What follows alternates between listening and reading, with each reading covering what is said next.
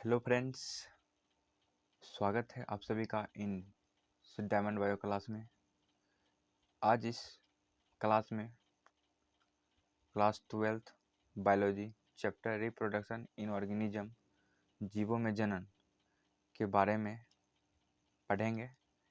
ये लेक्चर 1 है और इस चैप्टर का ये पहला वीडियो है।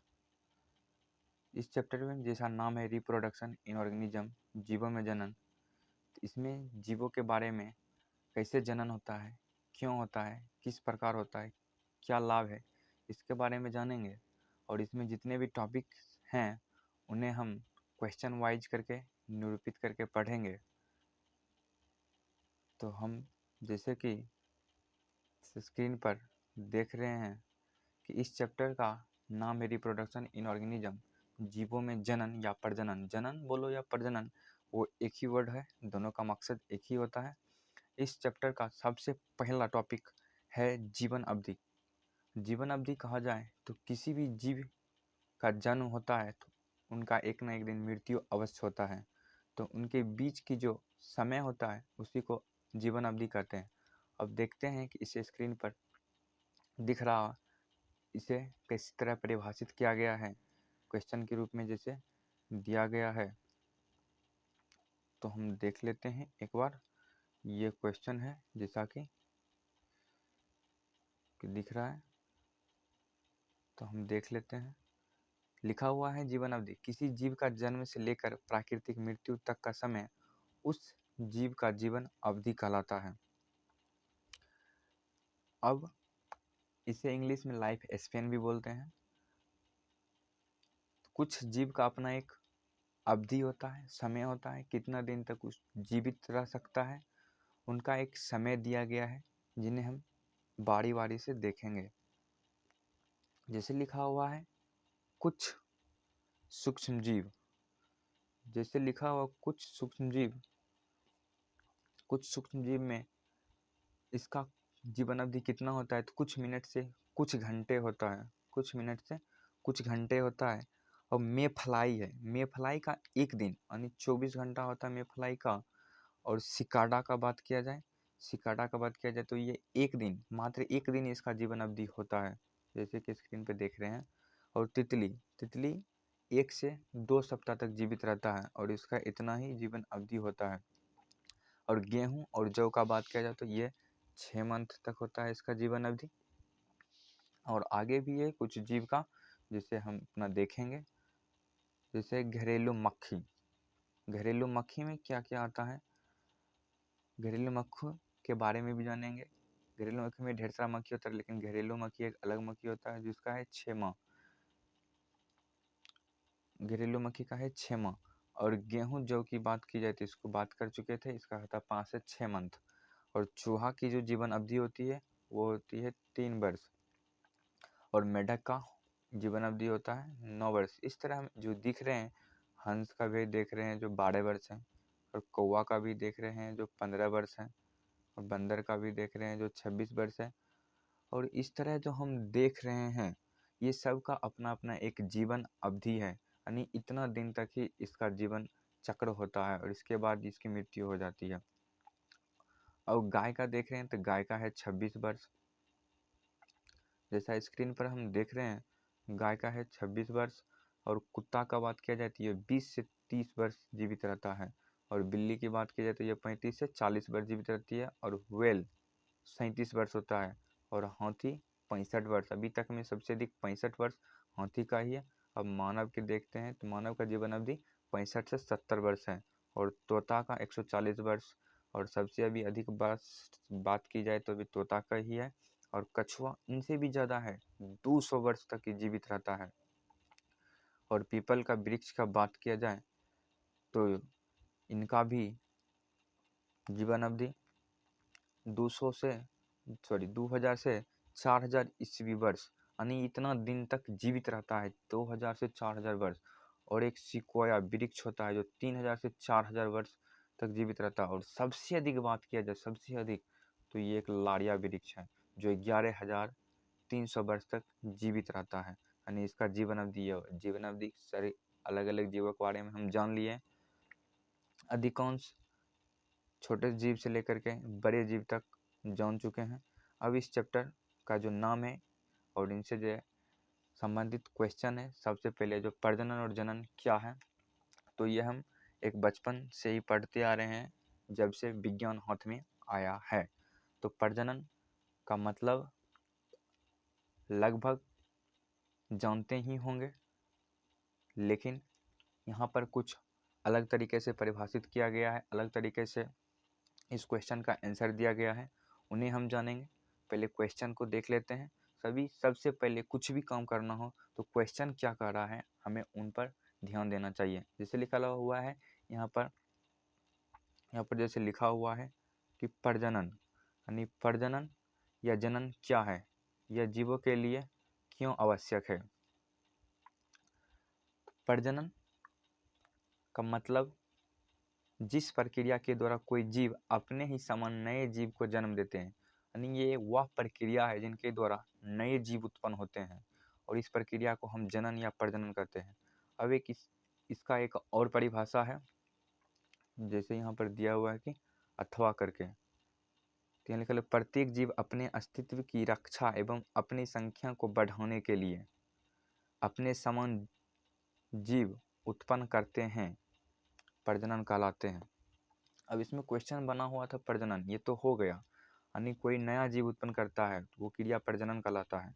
अब इसमें है कि क्यों आवश्यक है, तो इसके बारे में देख लेते हैं क्यों आवश्यक है, क्योंकि शुरू में हम इन पर चर्चा किए थे कि आवश्यक क्यों है। तो यहाँ सबसे पहला है लिखा हुआ जीवों की संख्या में वृद्धि के लिए, जीवों में संख्या के वृद्धि के लिए अगर हमें जीव की संख्या को बढ़ाना है तो प्रजनन आवश्यक है।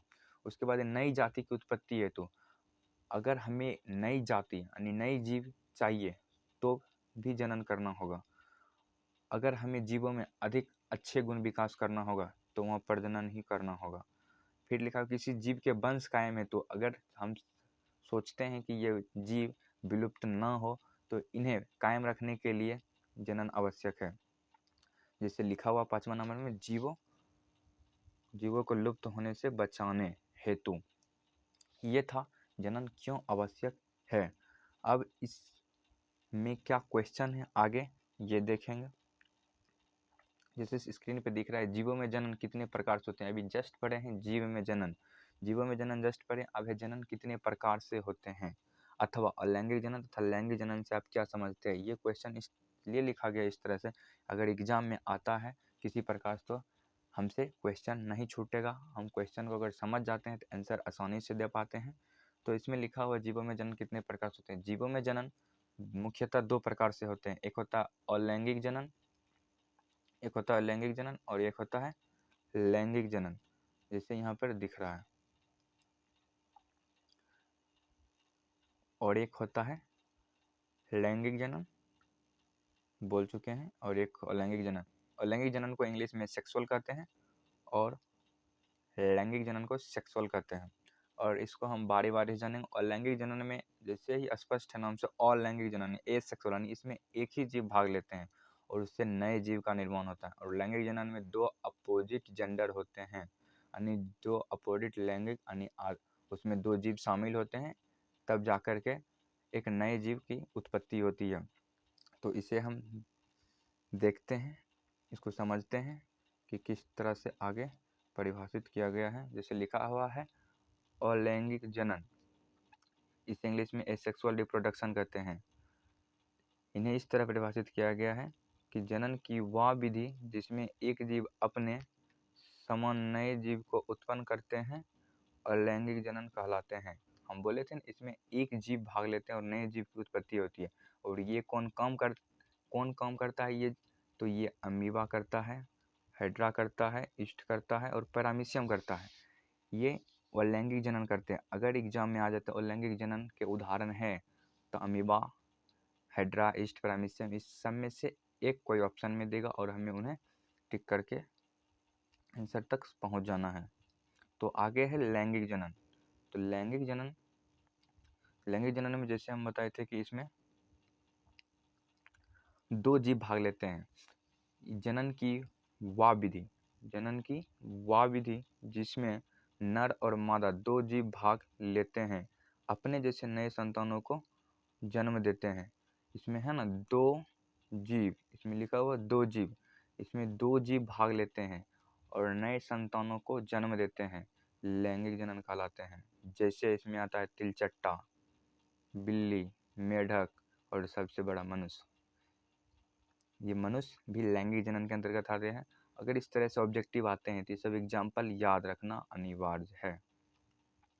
अब आता है अगले टॉपिक पाते हैं और अगला क्वेश्चन के रूप में दर्शाया गया है कि अलैंगिक जनन द्वारा उत्पन्न संतति को क्लोन क्यों कहा जाता है। ये अक्सर क्वेश्चन देखने को मिलता है और ये एनसीईआरटी बेस्ड है, यानी एनसीईआरटी के आधार पर ही हम ये क्लास कर रहे हैं। अलैंगिक जनन द्वारा उत्पन्न संतति को क्लोन क्यों कहा जाता है। तो अलैंगिक जनन द्वारा उत्पन्न संतति हूबहू अपने जनक के समान होते हैं।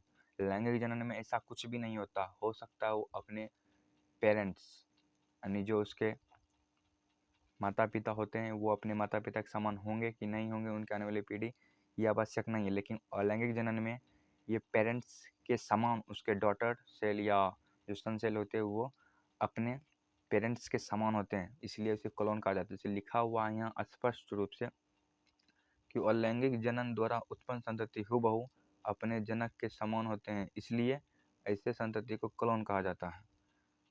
तो हम अलैंगिक जनन द्वारा उत्पन्न संतति को क्लोन क्यों कहा जाता है ये समझ चुके होंगे। तो आगे इस चैप्टर का क्वेश्चन जिसे हम टॉपिक समझकर पढ़े या क्वेश्चन समझकर पढ़े। अलैंगिक जनन क्या है, ये कितने विधियों के द्वारा संपन्न होते हैं अथवा अलैंगिक जनन कितने प्रकार के होते हैं, उदाहरण सहित वर्णन करें। अभी जस्ट पढ़े थे अलैंगिक जनन क्या है, यानी प्रजनन कितने प्रकार के होते हैं जीवों में, तो 2 प्रकार के होते हैं। अब यहाँ पर लिखा हुआ है अलैंगिक जनन क्या है। अब एक एक करके फिर से पढ़ेंगे कि अलैंगिक जनन और लैंगिक जनन। अलैंगिक जनन क्या है, ये कितने विधियों के द्वारा संपन्न होते हैं अथवा अलैंगिक जनन कितने प्रकार के होते हैं। अलैंगिक जनन क्या है, ये कितने विधियों के द्वारा संपन्न होते हैं अथवा करके दिया हुआ, नहीं इसको किस तरह से दूसरे तरह से क्वेश्चन घुमा सकते हैं। अलैंगिक जनन कितने प्रकार के होते हैं, उदाहरण सहित वर्णन करें। उदाहरण हम देख चुके थे तो हमें दिक्कत नहीं होनी चाहिए। अब लिखा हुआ कि यहाँ पर अलैंगिक जनन, अब यहाँ पर लिखा हुआ अलैंगिक जनन, जनन की वह विधि जिसमें कोई जीव एक ही जनक के शरीर के किसी भाग, जनन की वह विधि जिसमें कोई जीव एक ही जनक के शरीर के किसी भाग कोशिका या किसी विशेष निर्मित संरचना से बन जाता है तथा इन संरचनाओं में लैंगिक संलयन नहीं होता है तो उसे लैंगिक जनन कहते हैं। अर्थात जब किसी जीव का जन्म एक ही जनक के शरीर के किसी भाग से होता है तो उसे अलैंगिक जनन कहते हैं। परिभाषा इसका 2-3 रूप से दे दिया गया है इस क्वेश्चन में अलग तरीका से, पीछे हम कुछ अलग तरीका से देखे थे। तो आगे देखते हैं अलैंगिक जनन के। अभी इसमें लिखा था कितने विधियों के द्वारा, कितने विधियों, और इनका विधि भी देख लेते हैं। लिखा हुआ modes of A sexual reproduction, अलैंगिक जनन की विधियों, यहाँ पर जो दिया हुआ अलैंगिक जनन की विधियों, अब इनके विधियों पर हम चर्चा करेंगे। अलैंगिक जनन के निम्नलिखित विधियां हैं। सबसे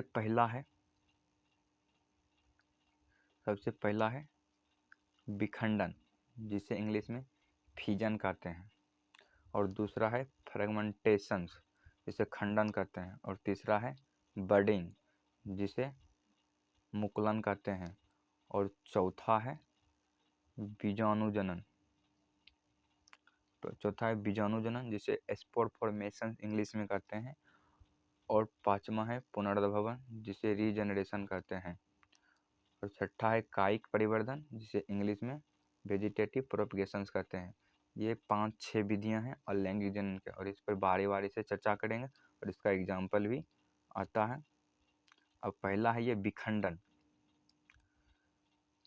अब विखंडन के बारे में विस्तार से जानते हैं क्या है। जैसे लिखा हुआ है विखंडन के बारे में चर्चा करते हैं। लिखा हुआ यह एक कोशिकीय या बहुकोशिकीय, लिखा हुआ है एक कोशिकीय या बहुकोशिकीय जीवों में संपन्न होता है।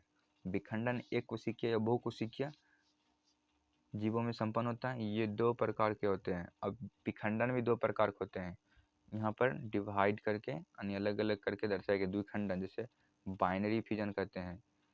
विखंडन के पहला प्रकार है द्विविखंडन। यह एक कोशिकीय जीवों में होता है जिसमें जीव 2 समान भागों में बंटता है।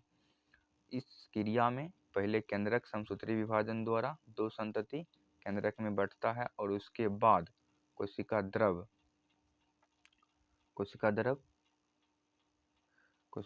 भी 2 भागों में बंट जाता है। दोनों संतति कोशिकाएं 2 नए जीव बनाती है और इसका एग्जाम्पल है अमीबा, पैरामीशियम, जीवाणु।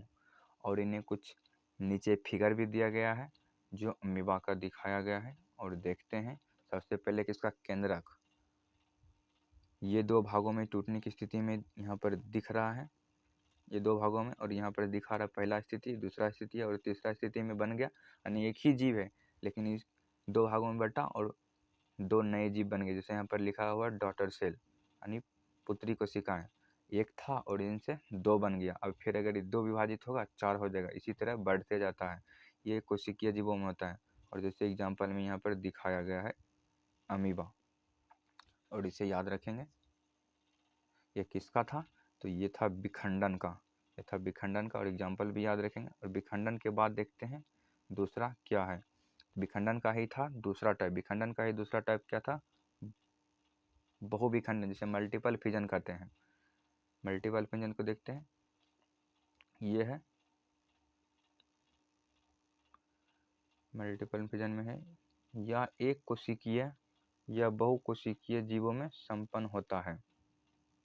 यह एक कोशिकीय या बहुकोशिकीय में संपन्न होता है।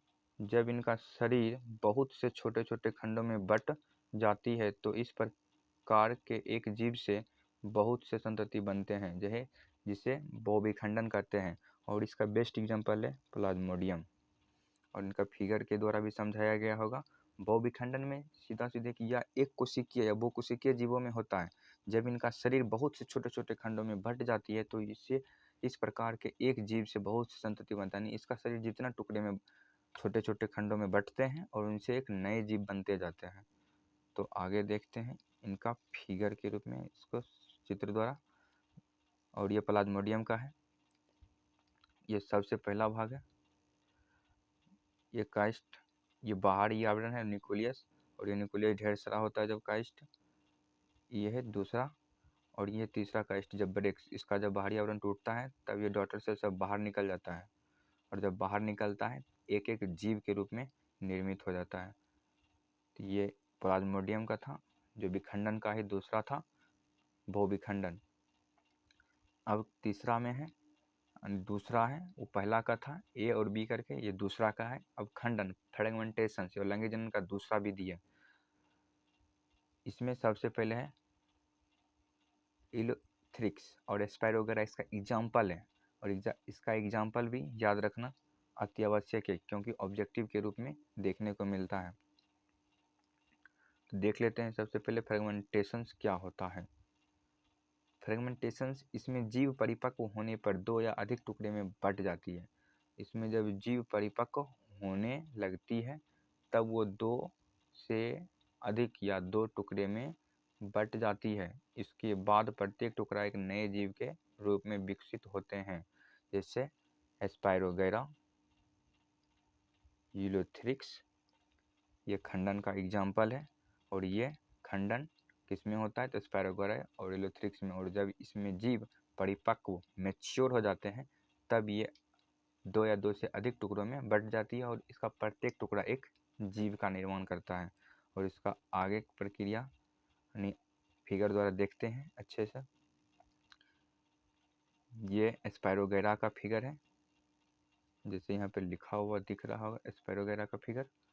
और यहाँ पर दिखाया गया सबसे पहले ये एक जीव के रूप में है। उसके बाद ये जब परिपक्व होता है तो सेप्टा से ब्रेक होता है। स्पाइरल, ये जो बीच में दिख रहा है स्पाइरल, और क्लोरोप्लास्ट, और यहाँ पर न्यूक्लियस दिख रहा है। और ये 2 जीवों के रूप में ब्रेक हो गया है तो ये दोनों अलग अलग जीव बन जाते हैं।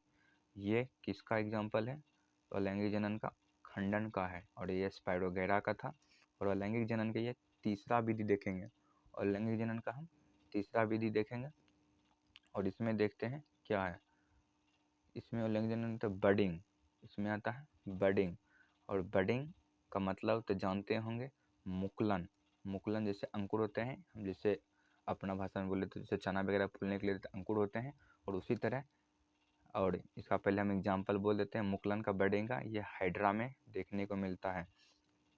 मुकुलन का मतलब होता है अंकुर, और अंकुर शब्द का अर्थ होता है छोटा पौधा।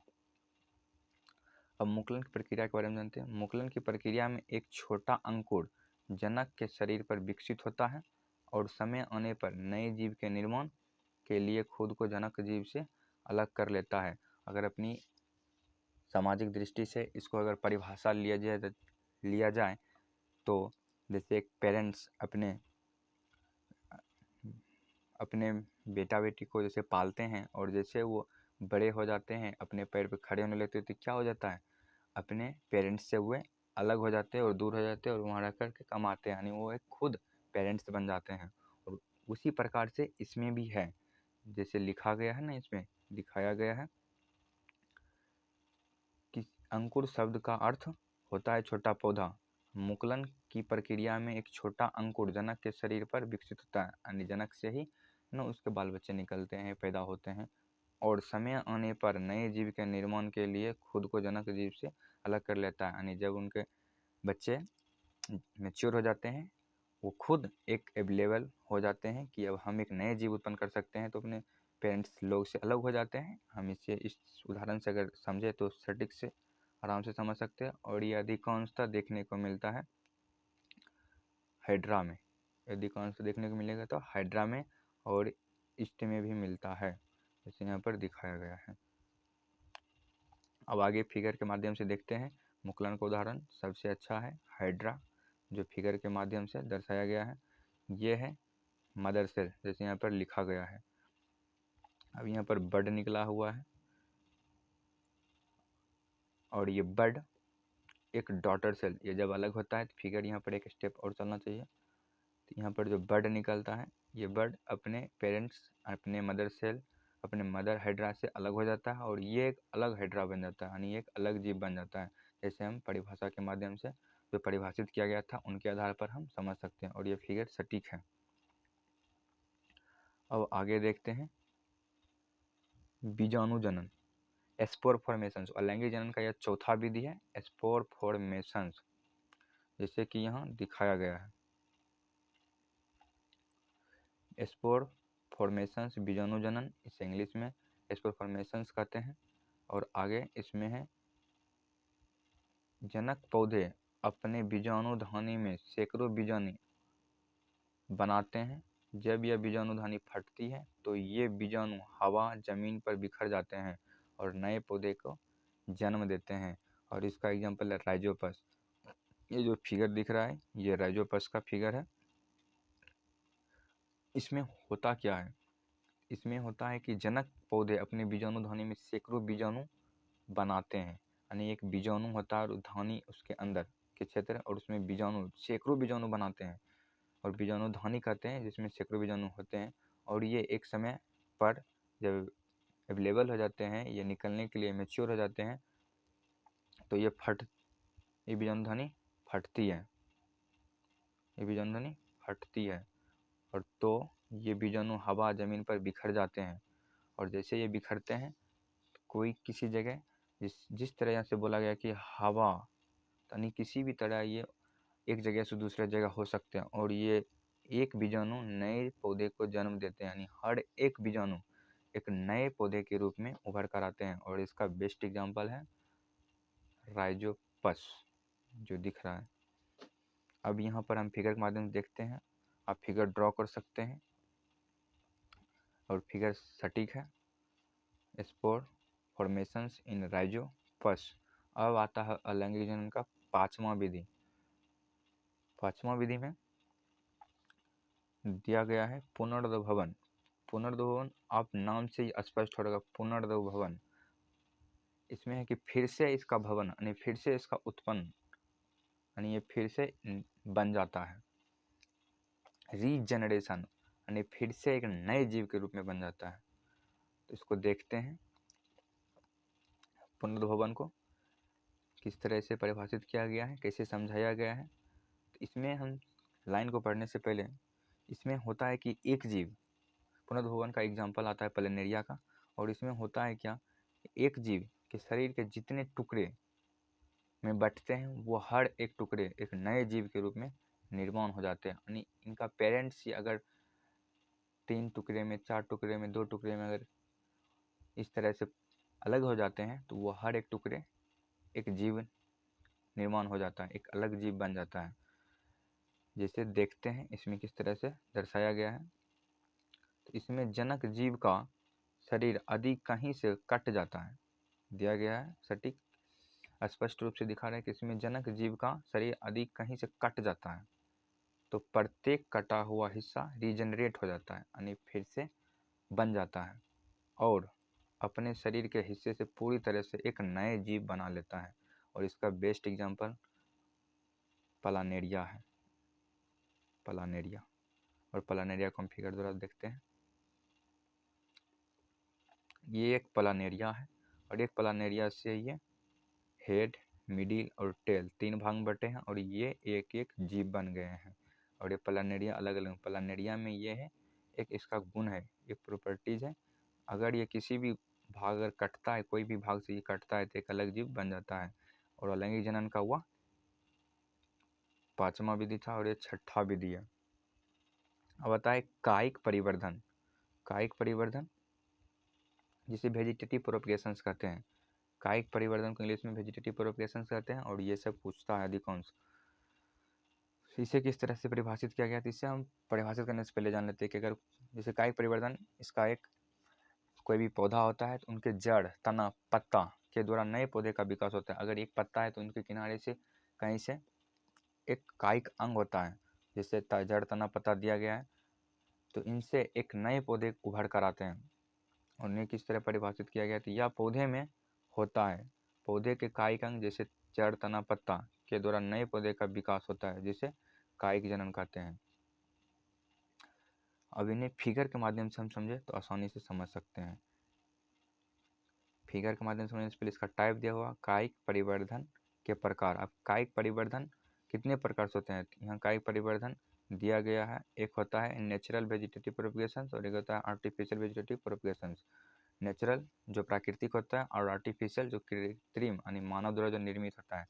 अब प्राकृतिक में क्या होता है,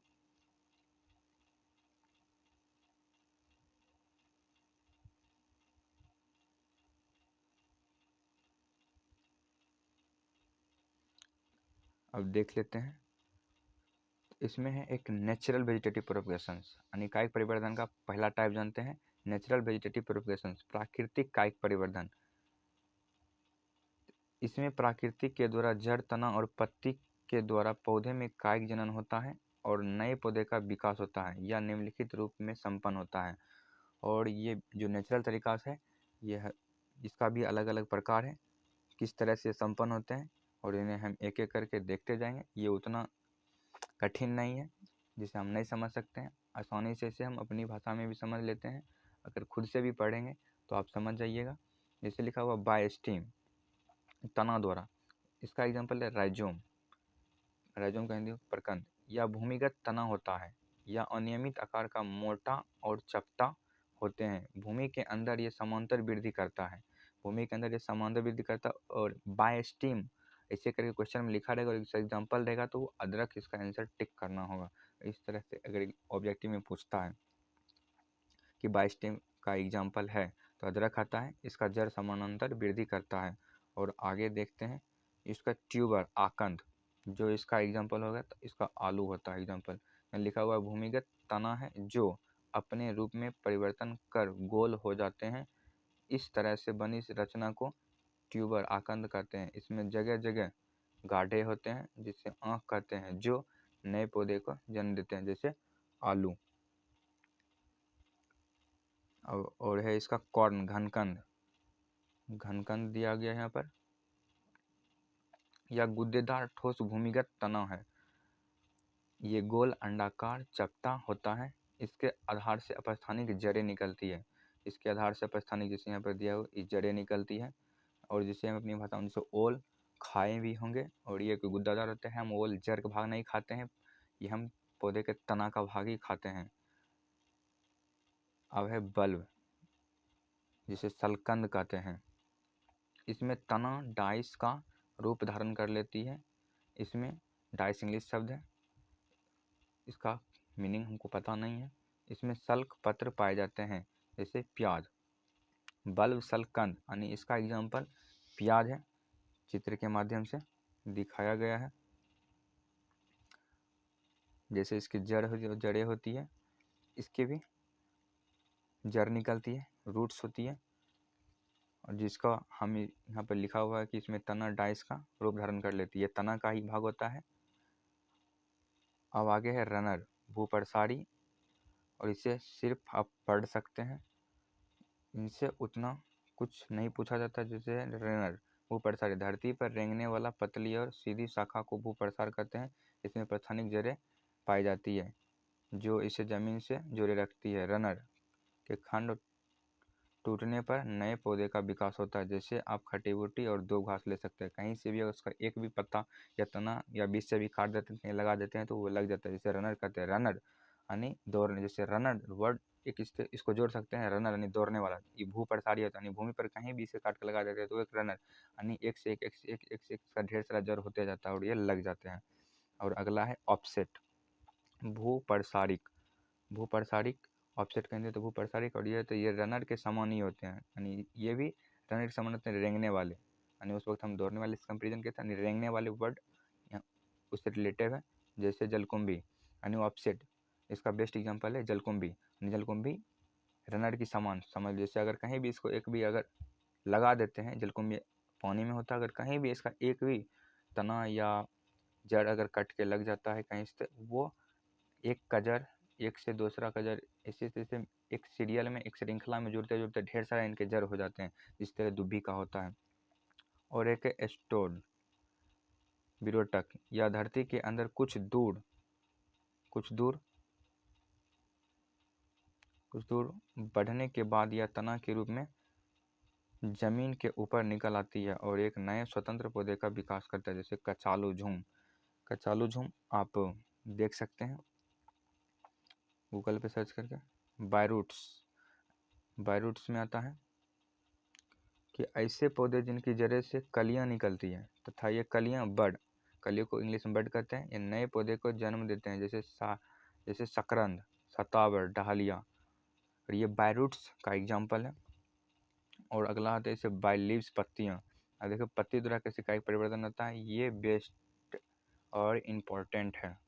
ये जितना बेस्ट है उतना इम्पोर्टेंट भी है और इन्हें समझना महत्वपूर्ण जरूरी है। इसको देखते हैं। इस प्रकार के कायिक जनन में पत्तियों के किनारे पर कलियां निकल आती है, जिससे नए पौधे विकसित होते हैं। जैसे पत्थरचूर रतालू आप जानते होंगे, अगल बगल में देखे भी होंगे। ये पत्थरचूर का पत्ता होता है और इनके किनारे कलियां निकलती है, बड कलियां निकलती है, जिससे ये पौधे विकसित हो जाते हैं। अब देखते हैं आगे क्या है। वो है आर्टिफिशियल वेजिटेटिव प्रोपगेशन। उसके बाद एक कटिंग लगाना, तो इन्हें देख लेते हैं।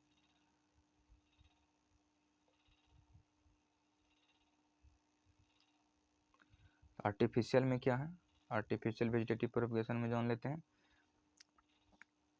कृत्रिम कायिक जनन, मानव निर्मित जनन की विधियों को कृत्रिम कायिक जनन कहते हैं। कुछ कृत्रिम कायिक जनन की विधियां निम्नलिखित हैं। नेचुरल वेजिटेटिव प्रोपगेशन देख लिए, इसमें जो भी था और लगभग अच्छे से उसको विस्तार पूर्वक हम देख लिए। एनसीईआरटी में आप देख सकते हैं कितना उसमें से दिया हुआ है, उससे ज़्यादा ही इस वीडियो के माध्यम से आप तक पहुंचाया जा रहा है। तभी आर्टिफिशियल में भी देख लें, इसकी विधियां हैं और देख लेते हैं। इसकी भी ढेर सारी विधियां हैं, जैसे नेचुरल में था और आर्टिफिशियल में भी है, जैसे कटिंग लगाना। इसमें खास करके तना के छोटे छोटे टुकड़े में काटकर कटिंग लगाया जाता है। जड़ के द्वारा भी कटिंग कराया जा सकता है ताकि ये बहुत जल्दी वृद्धि करे। इसके लिए उस पर इंडोल ब्यूटाराइक एसिड, जिसका शॉर्ट रूप होता है IBA, का प्रयोग किया जाता है। यानी ये एसिड होता है जिनके प्रयोग करने से वो जल्दी से वृद्धि करते हैं। और जैसे गन्ना, गुलाब, गरहुल और शीशम भी इनके एग्जाम्पल है। कटिंग जो होते हैं नर्सरी वाले लोग, वो सब ये सब अधिकांश वो सब करते हैं। उसे कृत्रिम वेजिटेटिव प्रोपगेशन कहते हैं, यानी कृत्रिम कायिक परिवर्धन कहते हैं। तो इनके और भी प्रकार होंगे तो नहीं है, तो आगे की इसके प्रकार आर्टिफिशियल वेजिटेटिव प्रोपगेशंस का आगे की वीडियो में हम देखेंगे। तब तक के लिए धन्यवाद आप सभी को। आपको ये क्लास कैसा लगा, अपना फीडबैक कमेंट बॉक्स में ज़रूर दें। धन्यवाद।